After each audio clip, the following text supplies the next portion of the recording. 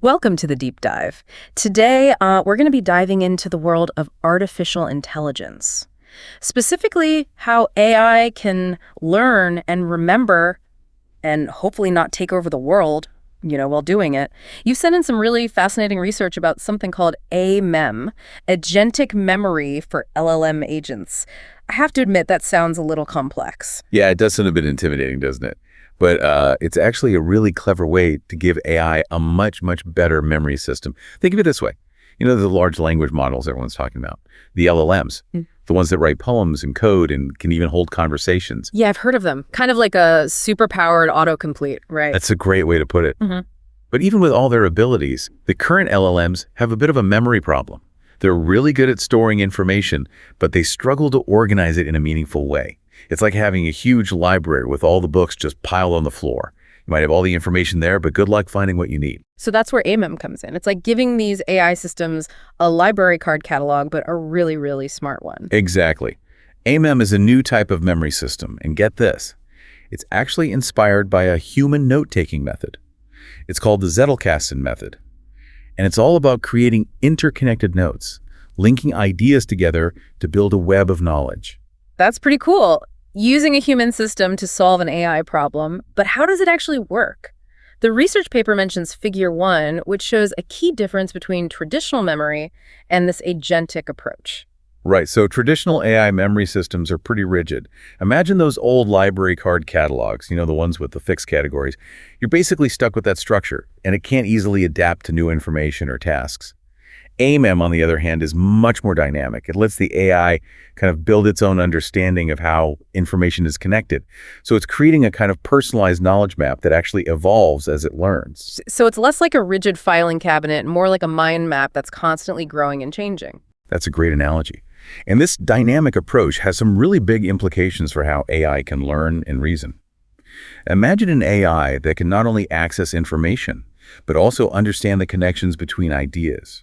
It can form its own insights and apply knowledge in creative ways. This is a major step towards more intelligent and capable AI. That's really interesting. So it's not just about storing information, it's about understanding it and making connections, just like we do as humans. But let's get into the specifics. How does A-MEM actually build this web of knowledge? The research mentions 3 key processes: note construction, link generation, and memory evolution. Can you break down what all of that means? Well, let's start with note construction. When the AI comes across new information, it doesn't just store it as, raw data. Instead, it creates these detailed notes that include keywords, tags, and even a summary of the information written by the LLM itself. It's almost like the AI is highlighting the most important points and making its own little study guide. So the AI is doing more than just passively storing information. It's actively processing and organizing it, which is fascinating. But how does it decide what information is related? Does a human have to tell it what to do? That's the beauty of A-MEM. It's designed to be, as the name suggests, agentic, meaning it takes initiative. So it analyzes the content of those really detailed notes it creates, and it automatically generates links between related concepts. And as it learns more, it builds this complex web of interconnected knowledge, kind of like a massive concept map in its digital brain. So it's like a detective piecing together clues and building a case based on the information it has. But this web of knowledge must be constantly changing as the AI learns new things, right? That's where memory evolution comes in. You got it. As new information comes in, it doesn't just get tacked on to the end. It can actually trigger changes in how the AI understands and connects existing memories.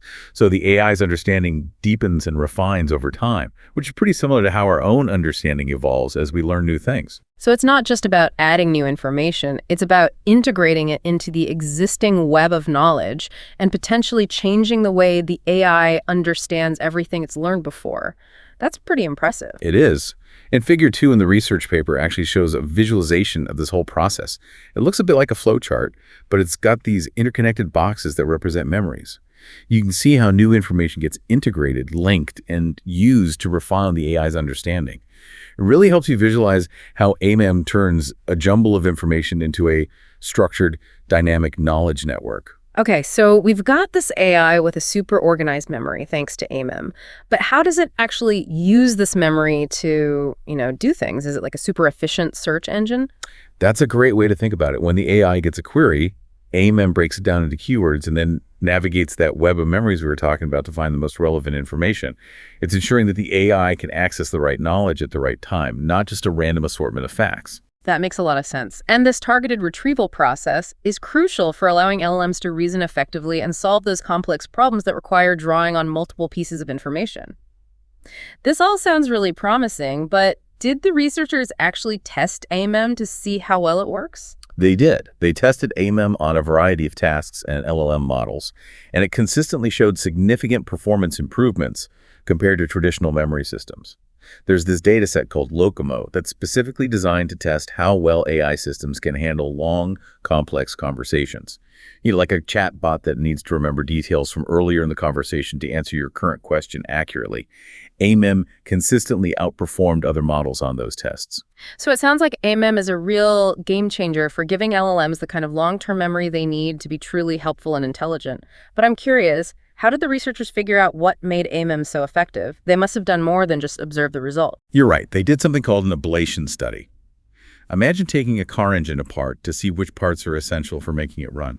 That's essentially what they did with A-MEM. They removed different parts of the system, like the link generation or the memory evolution process, to see how it affected performance. And what they found was that both of those processes were absolutely essential for A-MEM to work its magic. So they basically confirm that both building the web of connections and allowing that web to evolve over time are crucial for making the AI's memory more structured, adaptable, and efficient.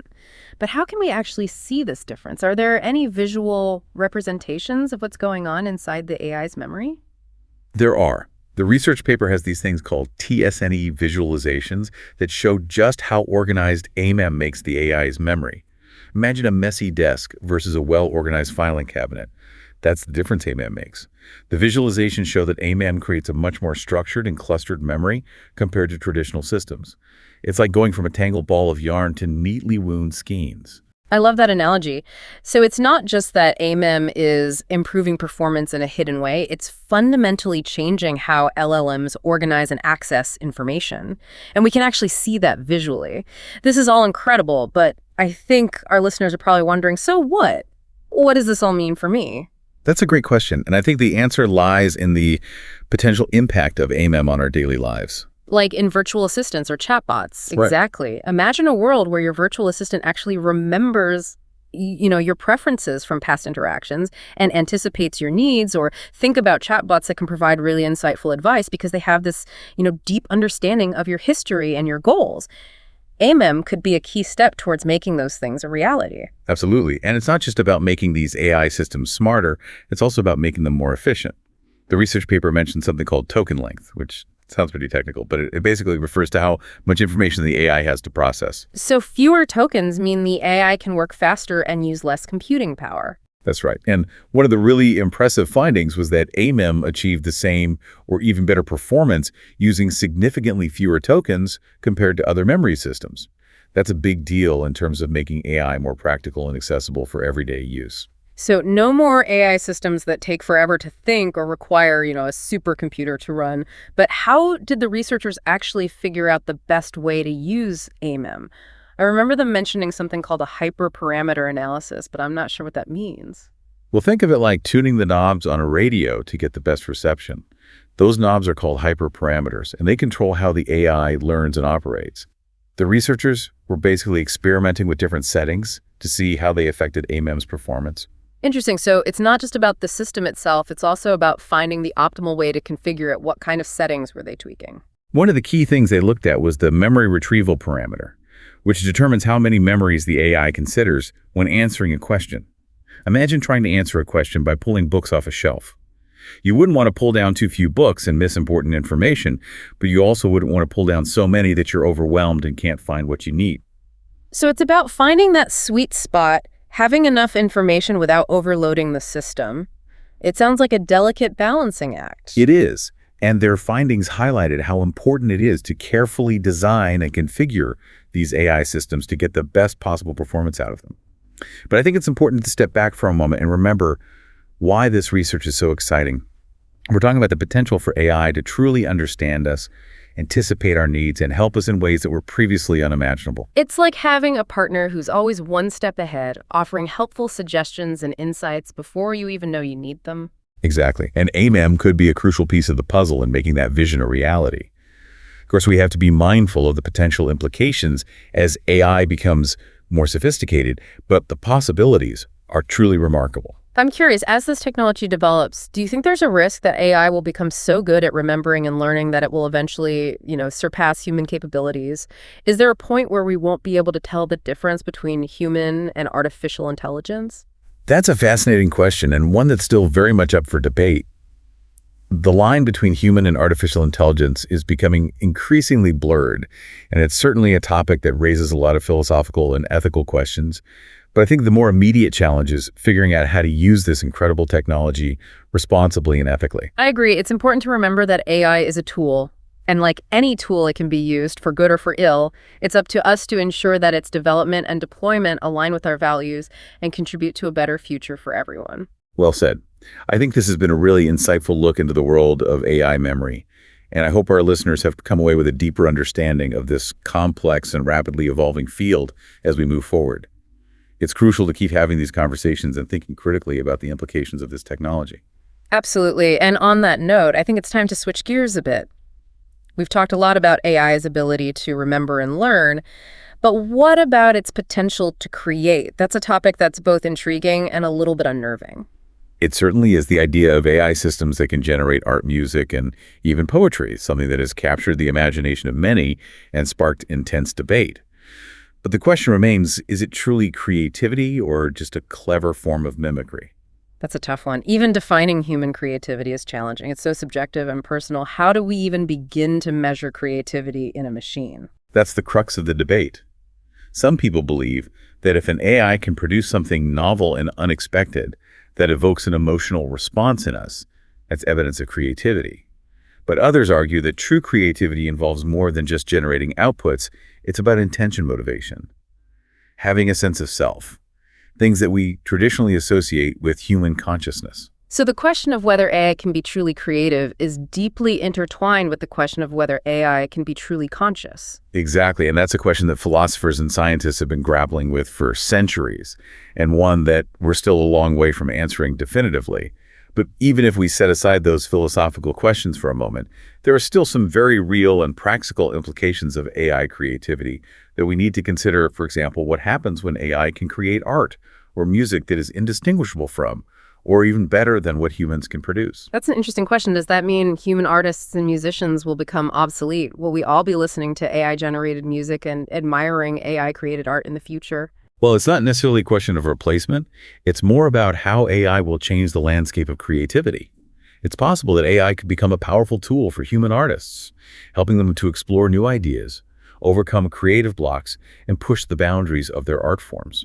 So instead of viewing AI as a threat, we could see it as a collaborator, a partner in the creative process. Exactly. Imagine a musician using AI to generate variations on a melody, or an artist using AI to explore different color palettes and compositions. AI could become an extension of the artist's imagination, helping them to realize their vision in new and unexpected ways. That's a really interesting perspective. It's not about AI replacing human creativity. It's about expanding the possibilities for creative expression. But what about people who aren't professional artists? Could AI empower them to be more creative as well? Absolutely. One of the most exciting aspects of AI creativity is its potential to democratize art and make it accessible to everyone. Imagine using an AI tool to create personalized music or generate unique artwork based on your own ideas and preferences. It's like having a personal creative assistant helping you to express yourself in ways you never thought possible. But even with all these potential benefits, there are still some concerns, right? Especially when it comes to the economic impact on human artists. You're right. It's important to be mindful of the potential disruptions that AI could bring to the creative industries. If AI can create art and music that is just as good as, or even better than what humans can produce, it could potentially lead to job displacement and economic hardship for human artists. So it's not just a technological challenge, it's also a social and economic one. We need to think about how to support human artists and ensure that they can continue to thrive in a world where AI is playing an increasingly important role in creativity. Absolutely. Finding ways to fairly compensate artists and protect their intellectual property in the age of AI will be crucial. And we also need to think about the ethical implications of AI-generated content, for example, who owns the copyright to a piece of art or music created by an AI, and how do we prevent AI from being used to create harmful or misleading content? Those are really important questions. It seems like with any powerful technology, there's always a potential for misuse or unintended consequences. But focusing on the positive, do you think AI could ultimately enhance human creativity and lead to new and exciting art forms that we can't even imagine yet? I think that's definitely a possibility. AI has the potential to push the boundaries of what's possible in art and music, and I'm excited to see what new and innovative forms of creative expression emerge as this technology continues to evolve. But as we embrace the possibilities, it's crucial that we proceed with caution and thoughtfulness, ensuring that AI is used in a way that benefits both creators and society as a whole. That's a great point. AI is a tool, and it's up to us to use it wisely and responsibly. We need to have open and honest conversations about the potential benefits and risks of AI, and we need to work together to create a future where AI enhances our lives and empowers us to be more creative, more productive, and more connected. I couldn't agree more. The future of AI is in our hands, and it's up to us to shape it in a way that reflects our values and aspirations. Okay, so we've established that AI is getting really good at, learning and remembering things. But what about AI actually creating things? I've seen like AI-generated art and music popping up all over the place, but is that really creativity? Or is it just like mimicking what it's been trained on? That's the million-dollar question, isn't it? Yeah. It's sparking a lot of debate right now, Yeah. even like among the experts in the field. The funny thing is, we don't even have a perfect definition of human creativity, let alone a way to actually measure it in machines. Yeah, it's like trying to explain what makes a song catchy or a painting beautiful. It's a feeling, right? Yeah. It's subjective, and it just seems so human. Exactly. So how can we even begin to say if an AI is being truly creative? Some people think that if an AI generates something new and surprising, something that, actually stirs an emotion in us, well, maybe that's enough. Kind of like, I don't know much about art, but I know what I like. Uh-huh. Right. But then other people say true creativity is about more than just the output. It's about having intentions, motivations, a sense of self. Can AI ever really have those things? Yeah, that brings us back to that huge question of consciousness in AI. If AI doesn't have its own experiences and feelings, can it really be creative? It's a real head scratcher. It definitely is. Yeah. But you know what? Let's just put those big philosophical questions aside for a minute. And let's just think about the real world impact of AI creativity. Even if we don't know if it's true creativity, it's still having a big effect on the world. For example, what happens to, human artists when AI can create art that's just as good or even better? Yeah, that's a really valid concern. I mean, we've seen technology disrupt industries before, and it's worth thinking about how this could impact, the livelihoods of people who create things for a living. Absolutely. But there's another side to this too.